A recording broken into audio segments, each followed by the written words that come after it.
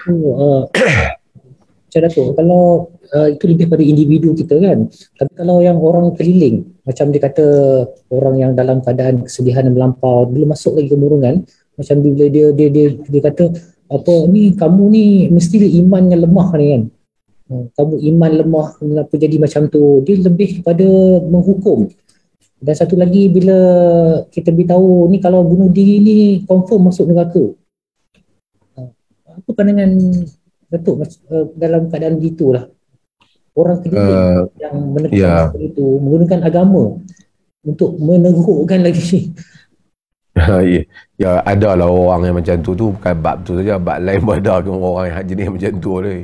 Kan geng-geng bawang ni tak usah kata lah, semua bab daripada. Cumanya ya, dia sebab tu dakwah itu dibina di atas dasar kita sayang pada orang lain tu.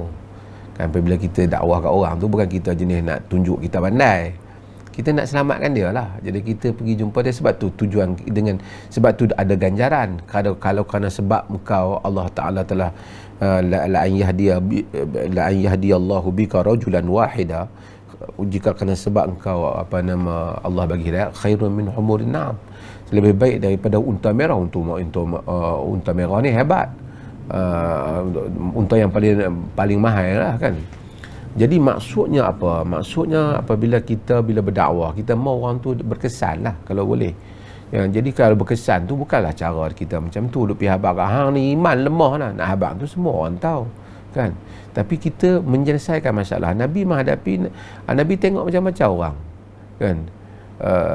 Dan kita kena dan Nabi akan pergi kepada masalah tu. Nabi katanya, kenapa? Apa bika? Ma hamalaka ala ma sana'? Apa yang menyebabkan engkau buat begitu kan? Di kalangan para sahabat seperti Khansa umpamanya, dia dulu kematian masa jahiliah, ada kematian saudara lelaki dia, dan dia sedih dengan kematian tu. Dia seorang penyair, jadi dia buat banyak syair tentang kesedihan dia. Digantung kasut saudara dia tu di tengkuk dia, bahkan dicukur kepala dia. Sejak dia masuk Islam pada zaman Nabi sehingga pada zaman Umar bin Khattab. Jadi apabila pada zaman Umar bin Khattab, jumpa dia ketika tengah tawaf. Umar tengok dia macam tu lagi, yang duk bawa cerita sedih dulu ni, daripada zaman Nabi mau Abu Bakar, duk bawa lagi cerita sedih tu sebelum masa jahiliah lagi tu. Umar tengok dia, Umar kata, apa cerita kau? Macam, lepas tu Umar kata, dia mengenangkan saudaranya Sakhar yang telah meninggal. Lama dah cerita ni. Jadi Umar kata, cuba kau baca puisi yang dia buat untuk saudara dia tu. Dia kata, amin qadimi am jadidi? Puisi lama ke puisi baru? Dia kata, Umar kata, amin jadidi aidan. Puisi baru pun kau ada juga. Maksudnya cerita berpuluh tahun kau masih ada lagi buat puisi baru, duk meratapi cerita kematian yang lama tu. Jadi Umar kata, tak apalah, bacalah. Dia kata, ya, bacalah. Dia baca. Bila dia baca, Sayyidina Umar diam.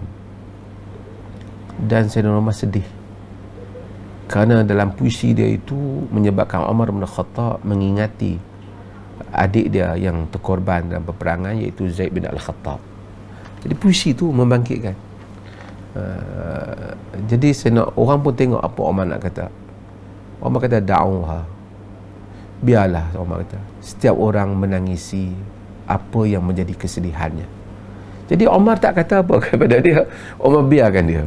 Bahawasanya maksudnya Umar nasihat dia, sehingga dia bersedih, sehingga Aisyah radhiyallahu anha berjumpa dengan dia.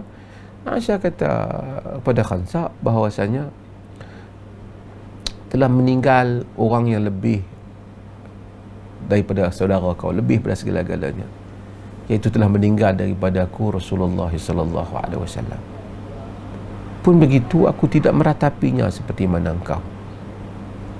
Bila dia kenangkan Nabi yang wafat tu pun tak macam tu. Lalu dia pulih. Tapi dia tergolong di kalangan sahabiah Nabi sallallahu alaihi wasallam. Jadi manusia ni ada sudut kadang-kadang memang dia kalau bab tu dia sedih. Bukanlah kata dia sampai tak buat kerja konsert tu, tapi maksudnya dalam bab itu dia sedih. Jadi semua kemurungan ni kadang-kadang dia sampai mengurung diri, tak berhenti kerja. Itu dia dah melampau pada diri dia lah. Tapi peranan kita bagi nasihat pada dia. Bukan bagi nasihat ni hantar masuk neraka lepas ni. Bukan macam tu lah nasihat dia. Bagi tahu bahawasanya kehidupan ni macam tu, dia akan berlaku. Orang lain pun ada berlaku hal yang sama. Lepas kemudian masa demi masa, waktu demi waktu, kita akan keluar daripada kesedihan dalam hidup, dalam kesedihan ini. Berapa banyak kesedihan yang manusia lalui dalam dunia ni. Kita sendiri berapa banyak kesusahan. Ketika kita masuk ke dalam kesedihan itu, kita rasakan bagaikan kita tidak boleh keluar daripadanya. Kemudian berapa tahun kemudian kita keluar daripadanya dan kita melalui kehidupan yang baru. Jadi ini penting, dan saya di samping ni saya nak sebut kepada ibu bapa dan kita semua lah. Ya, suami juga, bapa, dalam mendidik anak-anak kita, kita kena remind anak-anak kita. Kita kena remind orang kita bahawasanya kehidupan dalam dunia ini ujian, ada waktu susah, ada waktu senang, ada waktu Allah uji. Apabila dunia glamour ni, dunia medsos, dunia orang post baju cantik dia, dunia orang post makanan sedap dia, rumah cantik dia, dunia orang post macam, jadi dia rasa dunia keliling dia ni semuanya cantik-cantik, elok-elok, makanan sedap. Aku seorang je macam ni. Dia pula duk tengok benda tu. Itulah punca sebahagiannya yang menyebabkan tekanan kepada sebahagian orang. So dia tak membantu. So, dia ditipu. Mata'ul ghurur, kata dunia perhiasan yang menipu tu memang benar-benar menipu mereka.